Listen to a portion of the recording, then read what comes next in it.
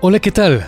Bienvenidos a este nuevo episodio de nuestras Crónicas FAC, el podcast en el que habitualmente narramos hechos de vida y acontecimientos que demuestran la forma en que nuestra institución ha crecido.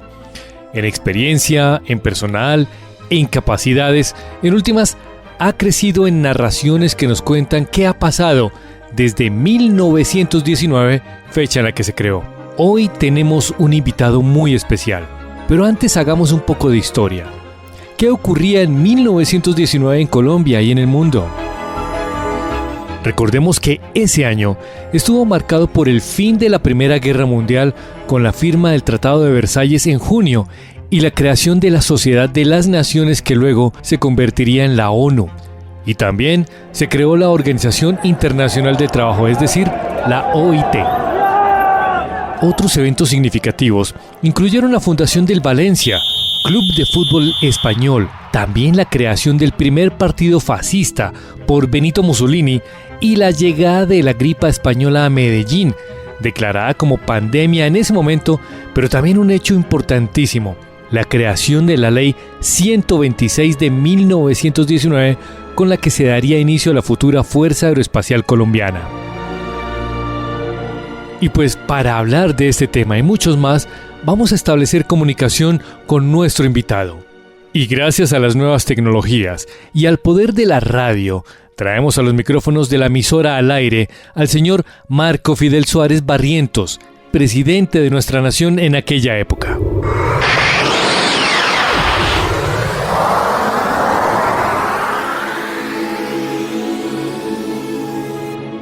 Uy, ¿qué fue eso? ¿Cómo llegué aquí? Señor presidente, cordial saludo. ¿Cómo ha estado? Siga por aquí. Siéntese, por favor, y bienvenido a la emisora al aire. ¿Pero cómo? ¿Mauricio? Bueno, yo me lo imaginaba diferente por esas cartas que usted me enviaba y me invitaba a esta entrevista en radio. Gracias, muchacho. ¿Pero qué es todo esto tan moderno? Yo recuerdo que ya estaba como dormido. ¿En qué año estamos? Sí, señor presidente, estamos en el 2025, en noviembre. ¿Cómo? Uy, me asombra todo esto. Tantas luces y sonidos. ¡Qué cosa tan maravillosa! Pues, señor presidente, para mí es un honor tenerlo aquí con nosotros y que podamos hablar de esta fuerza que usted ayudó a crear. Pero comencemos este diálogo hablando un poco sobre usted y su vida. Bueno, le cuento que yo nací en Atoviejo, una población que hacía parte de lo que es hoy en día el municipio de Bello en Antioquia, en 1855. He sido escritor, diplomático, político, filósofo, educador y catedrático. También fui militar en el ejército antioqueño que luchaba contra las fuerzas liberales, pero no me fue muy bien y nos derrotaron muy rápido por allá en 1879. Don Marco Fidel, ¿le puedo decir así? Claro, Mauricio, yo ya no soy presidente hace tiempo, puede estar tranquilo. Muy bien, don Marco Fidel. Usted fue presidente entre 1918 y 1921. ¿Qué es lo que más recuerda de esa época?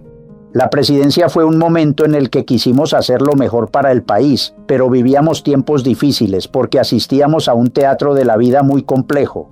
Era despertar a varias realidades simultáneas. En primer lugar, salíamos de la Gran Guerra en Europa. El mundo estaba devastado. El socialismo en Europa crecía muy rápido, pero nuestro país se comenzó a modernizar de manera vertiginosa y yo quería que todos esos avances estuvieran aquí para crecer como una gran nación del mundo.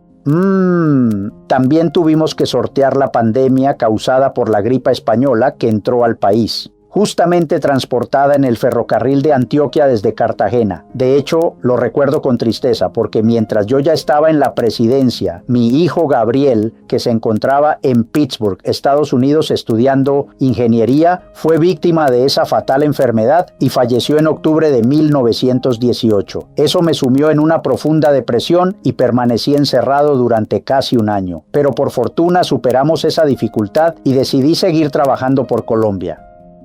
Bueno, señor presidente, de verdad lamentamos ese momento tan difícil para usted, pero sabemos que pudo levantarse y seguir adelante.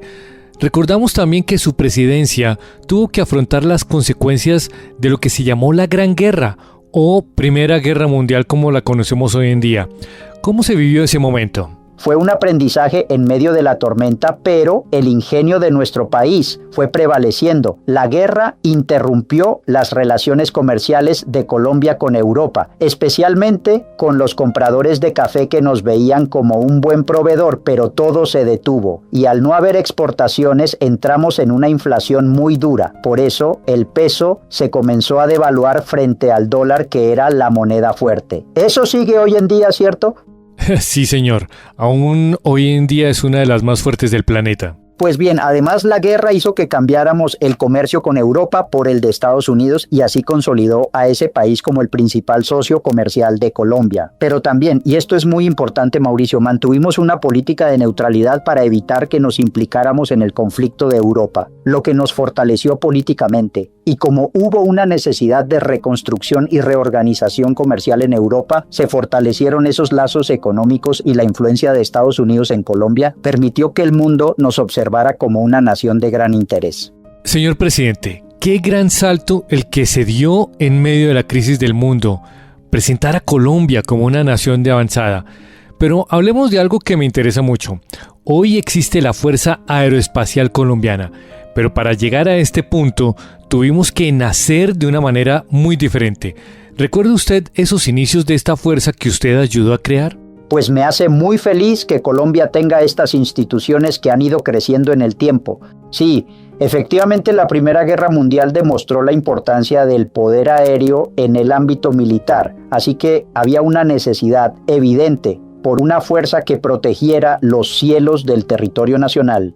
Yo buscaba modernizar al ejército colombiano y decidimos en el gobierno añadir esta nueva arma para complementar las fuerzas terrestres y navales que ya existían hacía muchos años. Pero aquí creamos la quinta arma del Ejército Nacional. Imagínese usted, Mauricio, fue con la Ley 126 del 31 de diciembre de 1919 que establecimos en el artículo 4 que se creara la Escuela Militar de Aviación para formar pilotos que integraran esa quinta arma de la que le hablaba anteriormente, y dejábamos a juicio de quien estuviera en el poder ejecutivo a futuro permitir que esta escuela funcionara provisionalmente como anexa a la Escuela Militar de Cadetes. Un año después, el 10 de diciembre de 1920, se sancionó un decreto que estableció la sección de aviación. Pues, don Marco Fidel, de verdad que ha sido un viaje maravilloso conocer un poco de nuestro pasado a partir de su relato y, por supuesto, de sus vivencias.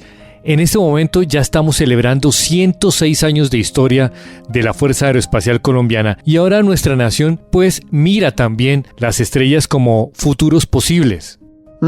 Mire cómo son las cosas. Acabábamos de salir de momentos de gran dificultad, pero pensando siempre en un porvenir dichoso y lleno de oportunidades para todos. Qué alegría me da haber podido contribuir con un granito de arena a la formación de esta gran nación que, no porque yo lo diga, pero es el mejor país del mundo y siempre unidos podemos avanzar en un horizonte más promisorio.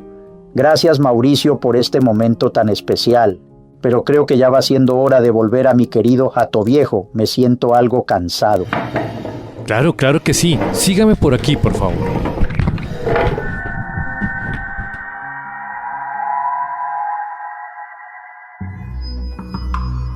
Luego del impulso con estos últimos decretos de 1920 en Barranquilla, se fundó la empresa SCATA, Sociedad Colombo-Alemana de Transporte Aéreo, que nos reafirma la percepción que tenía don Marco Fidel sobre lo que sería el futuro de Colombia, convirtiendo a la naciente empresa como la primera en el transporte aéreo en América Latina. Y luego el Congreso Nacional aportaría la suma de 170.000 pesos de la época para comprar aeroplanos y fortalecer la nueva arma.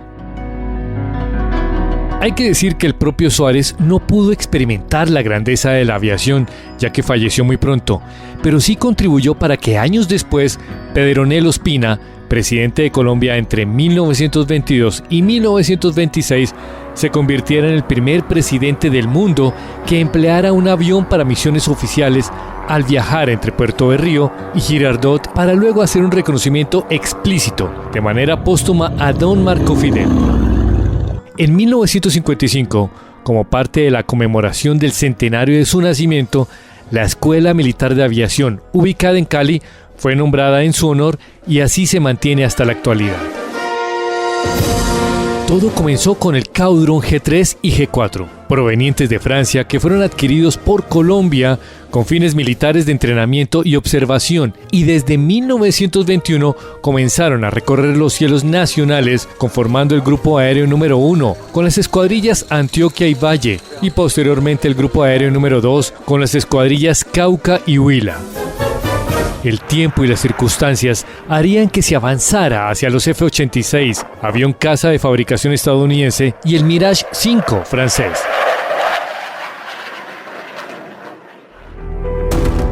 El ala rotatoria hizo su vinculación rápidamente a la fuerza en 1952 con los Raven OH-12, caminando hacia los Husky en 1963, los Huey UH-1H, Falcon F-28F y por supuesto los Arpía, con sus modificaciones que nos convierten en un referente latinoamericano con la escuela de helicópteros.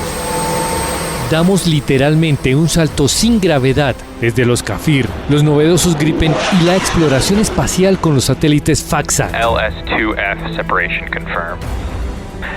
FACSAT Chiribikite separation confirmed. Comenzamos con un sueño y la inspiración de ver a los más grandes abrir el camino en la historia. Las dificultades no fueron pocas, pero la perseverancia y el convencimiento en un ideal marcaron el derrotero.